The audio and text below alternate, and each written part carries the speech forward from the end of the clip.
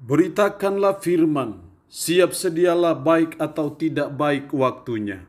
Shalom, puji Tuhan, berkat kemurahan Tuhan, kita boleh ada lagi dalam renungan harian di hari ini. Firman Allah yang menjadi perenungan kita bersama di hari ini saya ambil dari 1 Samuel pasal 16 ayat 1 sampai dengan ayatnya yang ke-23. Secara khusus saya akan baca ayat 4 sampai dengan ayatnya yang ke-7. Samuel berbuat seperti yang difirmankan Tuhan dan tibalah ia di kota Betlehem. Para tua-tua di kota itu datang mendapatkannya dengan gemetar dan berkata, "Adakah kedatanganmu ini membawa selamat?" Jawabnya, "Ya, benar. Aku datang untuk mempersembahkan korban kepada Tuhan. Kuduskanlah dirimu dan datanglah dengan daku ke upacara pengorbanan ini." Kemudian ia menguduskan Isai dan anak-anaknya yang laki-laki dan mengundang mereka ke upacara pengorbanan itu. Ketika mereka itu masuk dan Samuel melihat Eliab, lalu pikirnya sungguh di hadapan Tuhan sedang berdiri yang diurapinya. Demikian sabda firman-Nya hari ini yang secara khusus mengajar menasihati kita pilihan yang tepat. Saya percaya ketika Samuel mengurapi Daud, itulah pilihan yang tepat, yang sesuai dengan apa yang menjadi kehendak Tuhan. Kita pun belajar dalam hidup kita sebagai umat, sebagai orang percaya, supaya kita pun juga melakukan pilihan yang tepat. Apakah pada waktu memilih para majelis, para pelayan, para badan pelayan unsur, ataupun pilihan apapun juga termasuk dalam dunia politik, kita belajar supaya kita menjatuhkan pilihan yang tepat kepada orang yang tepat untuk melakukan hal yang tepat. Karena ketika kita melakukan pilihan yang tidak tepat, pasti akan berkonsekuensi dalam banyak hal. Tapi kalau kita melakukan pilihan yang tepat, pasti itu akan membawa berkat, pasti akan membawa dampak. Seperti ketika Samuel memilih Daud, dampaknya dalam ayat 14 sampai dengan ayatnya yang ke-23, akhirnya Daud berdampak secara khusus bagi Saul. Ketika dia akhirnya menjadi pendamping Saul dan melayani Saul pada waktu itu sebelum terjadi estafet kepemimpinan, dan akhirnya dengan dia menyanyikan, membunyikan seruling itu, akhirnya bisa mengeluarkan roh jahat yang selalu mengganggu Saul pada waktu itu. Itu suatu pertanda bahwa ada dampak yang ditimbulkan, yang dihasilkan dari pilihan yang tepat itu. Nah, dari firman Allah kita belajar apa prinsip-prinsip yang harus kita patuhi, yang harus kita lakukan, supaya kita bisa pada pilihan yang tepat, supaya kita bisa memilih figur yang tepat, untuk duduk pada tempat yang tepat, untuk melakukan hal yang tepat. Ada dua prinsip penting yang saya coba pelajari, yang saya boleh amati dalam nats ini, yang menjadi rambu-rambu kita untuk melakukan pilihan yang tepat itu. Dalam ayat 4, Samuel berbuat seperti yang difirmankan Tuhan, dan tibalah ia di kota Betlehem. Ini proses pada waktu pilihan yang tepat ketika memilih Daud di situ. Yang dilakukan oleh Samuel adalah Samuel berbuat seperti yang difirmankan Tuhan. Di sini kita melihat prinsip yang pertama untuk kita melakukan pilihan yang tepat untuk orang yang tepat adalah kita harus melakukannya sesuai dengan firman Tuhan, sesuai dengan apa yang diajarkan Tuhan, bukan yang tidak diajarkan Tuhan. Jadi mari kita belajar melakukan pemilihan itu, melakukan pilihan yang tepat itu harus sesuai dengan firman. Kalau tidak sesuai dengan firman, pasti itu akan menghasilkan yang tidak tepat itu. Lalu melakukan sesuai dengan firman itu rambu-rambunya seperti apa? Kalau kita memilih figur yang tepat untuk duduk pada tempat yang tepat, ya harusnya prosesnya yang benar.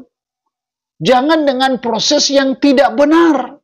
Karena itu jelas bertentangan dengan firman. Dan itu tidak akan menghasilkan figur yang tepat. Tidak akan menghasilkan pilihan yang tepat itu. Jadi melakukan sesuai dengan firman Tuhan berarti melakukannya dengan cara-cara yang baik, cara-cara yang benar, yang tidak bertentangan dengan firman. Contohnya kita melakukan pilihan-pilihan dengan melakukan kuasa-kuasa kegelapan. Kita bertapa supaya kita bisa jadi bupati, jadi wali kota, jadi pemimpin. Kita punya pakatan-pakatan. Itu adalah cara yang tidak sesuai firman. Ataupun juga orang mencari simpati kepada kita dengan melakukan hal-hal yang tidak benar. Itu tidak boleh dilakukan. Karena pasti itu akan menghasilkan pilihan yang tidak tepat. Jadi pilihan yang tepat harus melakukan prosesnya itu harus sesuai dengan firman. Kalau sesuai dengan firman berarti harus sesuai dengan kebenaran. Ketidakbenaran itu tidak boleh. Kejahatan itu tidak boleh, cara-cara yang kotor itu tidak boleh. Karena kalau kita melakukannya pasti akan menghasilkan pilihan yang tepat. Kita ingin bahwa pilihan yang tepat itu jadi seorang pemimpin. Kita harus menyadari bahwa kepemimpinan itu sangat identik dengan kemanusiaan. Jadi seorang pemimpin itu harus orang yang sangat solider dengan kemanusiaan, sangat empati, sangat berjiwa sosial. Karena pada prinsipnya ketika seseorang jadi pemimpin, maka dia sedang ada pada suatu jalur untuk ada jiwa kemanusiaan. Itu harus menonjol dalam diri seorang pemimpin yang tepat itu. Hal yang kedua, prinsip yang kedua untuk kita menghasilkan pilihan yang tepat, untuk duduk pada tempat yang tepat dan melakukan hal-hal yang tepat dalam ayat 7. Tetapi berfirmanlah Tuhan kepada Samuel, janganlah pandang parasnya atau perawakan yang tinggi, sebab aku telah menolaknya, bukan yang dilihat manusia yang dilihat Allah. Manusia melihat apa yang di depan mata, tetapi Tuhan melihat hati. Bukan yang dilihat manusia yang dilihat Allah. Manusia melihat apa yang di depan mata, tetapi Tuhan melihat hati. Di yang kedua ini kita belajar supaya kita bisa melakukan pilihan yang tepat. Maka seperti Tuhan menilai, itu yang harus kita lakukan. Tuhan melihat hati. Memang Tuhan bisa melihat hati orang, tapi kita manusia tidak bisa melihat hati orang. Makanya istilahnya dalamnya lautan bisa diduga, tapi hati orang siapa yang bisa menduga? Tetapi minimal kita bisa melihat orang itu dari cara hidupnya. Hati seseorang itu sangat sangat mempengaruhi cara hidupnya. Makanya Yesus selalu mengajarkan lihat orang itu lihat pohonnya. Kalau pohon yang baik itu pasti menghasilkan buah yang baik. Pohon yang tidak baik pasti menghasilkan buah yang tidak baik juga. Jadi supaya kita menghasilkan pilihan yang tepat, kita harus memperhatikan hati orang dengan cara melihat cara hidup seseorang. Karena pohon yang baik pasti menghasilkan buah yang baik. Hati yang baik pasti menghasilkan perbuatan yang baik juga. Tapi kalau hati yang tidak baik, pasti juga akan menghasilkan perbuatan yang tidak baik.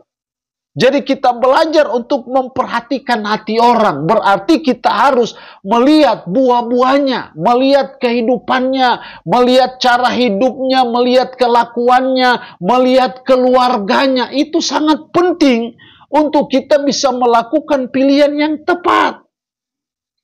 Jangan kita memilih orang yang memimpin keluarga saja tidak bisa. Keluarga yang hanya ada istri, 2 anak, 3 anak, berarti 4 atau 5 orang saja dia tidak bisa pimpin. Bagaimana bisa memimpin banyak orang? Jadi kita harus memperhatikan hati orang dengan cara kita melihat cara hidup orang itu. Apakah dalam hidupnya secara pribadi, keluarganya, atau apapun juga. Karena sekali lagi pohon yang baik akan menghasilkan buah yang baik. Jadi perlu memperhatikan cara hidup orang. Kalau hidup orangnya hanya istilahnya hanya mengoleksi istri, hanya menambah-nambah istri, bagaimana mau jadi pemimpin yang baik? Itu bukan pilihan yang tepat. Jadi prinsip firman, kita harus mengikuti cara Tuhan melihat, yaitu melihat hati. Bukan melihat apa yang di depan mata, tetapi yang tersembunyi. Dan yang tersembunyi bagi kita manusia yang terbatas bisa melihat kehidupan orang dari cara hidupnya. Itulah dua prinsip penting untuk melakukan pilihan yang tepat. Allah yang punya firman ini memberkati kita dengan firman-Nya di hari ini. Amin. Mari kita berdoa. Puji syukur untuk firman-Mu hari ini. Mengajar kami, menasihati kami pilihan yang tepat. Supaya kami bisa melakukan pilihan yang tepat. Ajar kami untuk melakukannya sesuai dengan firman Tuhan. Ajar kami untuk memperhatikan orang itu dari cara hidupnya, dari kelakuannya. Karena cara hidup yang baik itu lahir dari hati yang baik.